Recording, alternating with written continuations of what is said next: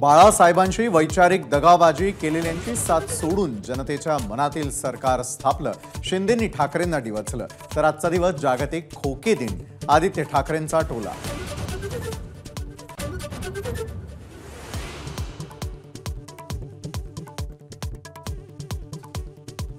कुठलेही खासदार आमच्या संपर्कात नाहीत, कुठल्याही खासदाराला आता निवडणूक नको अशी स्थिती, शरद पवारांचं स्पष्टीकरण।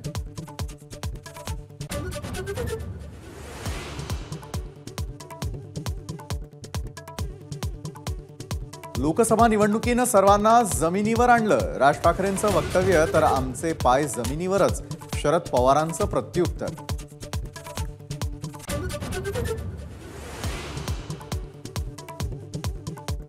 पिंपरी चिंचवडमध्ये अजित पवारांना धक्का बसण्याची शक्यता, अजित गव्हाणेसह 16 माजी नगरसेवक शरद पवारांच्या पक्षात प्रवेश करण्याच्या तयारीत।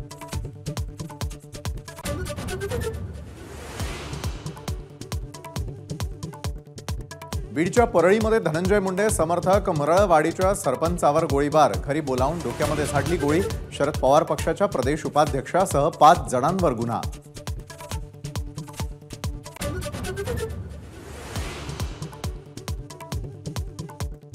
विश्वचषक सामना संपल्यावर नाशिकमध्ये 2 गटात राडा, नाशिक रोड परिसरामध्ये झालेल्या गोळीबारामध्ये 5 जण जखमी, एकाच्या पायाला गोळी लागल्याची माहिती।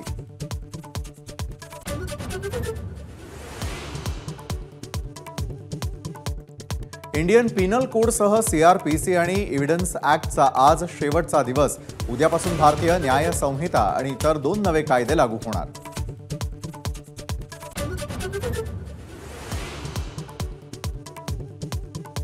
संभाजी भिडेंना पुणे पोलिसांची नोटीस, संत तुकाराम महाराजांच्या पालखीवेळी कायदा सुव्यवस्था बिघडणार नाही याची काळजी घेण्याच्या सूचना, तर स्वातंत्र्यावरून भिडेंचं वादग्रस्त वक्तव्य।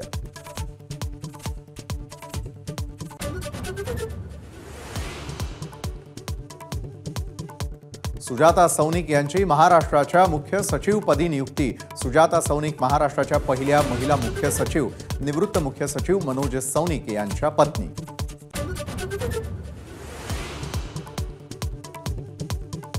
संत ज्ञानेश्वर आणि संत तुकाराम महाराजांच्या पालखींचं आज पुण्यात मुक्काम, संगमवाडीमध्ये दोन्ही पालखींची भेट होणार, तर पुण्यामध्ये वाहतुकीत बदल।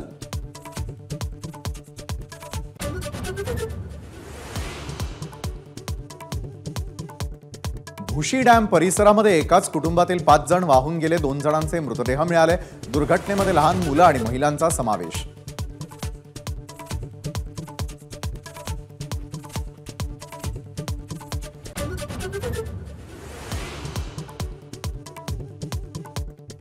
केदारनाथमध्ये गांधी सरोवर परिसरामध्ये हिमस्खलन, सुदैवानं कोणतीही जीवितहानी नाही।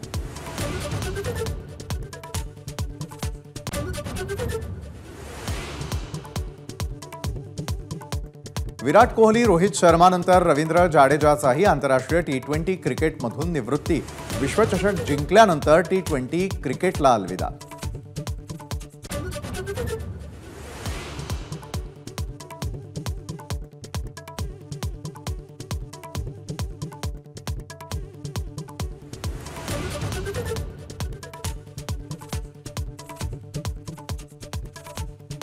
सगळ्यात श्रीमंत माणूस झाला असं मला वाटायला लागलं। कैप्टन जो कि वर्ल्ड कप जिताता है, जी फील्डिंग ही आम्ही मॅच कुठे सोडली नव्हती।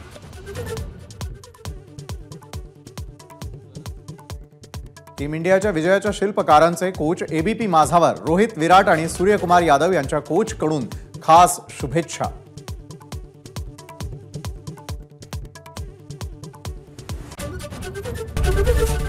एबीपी माझा, उघडा डोळे बघा नीट।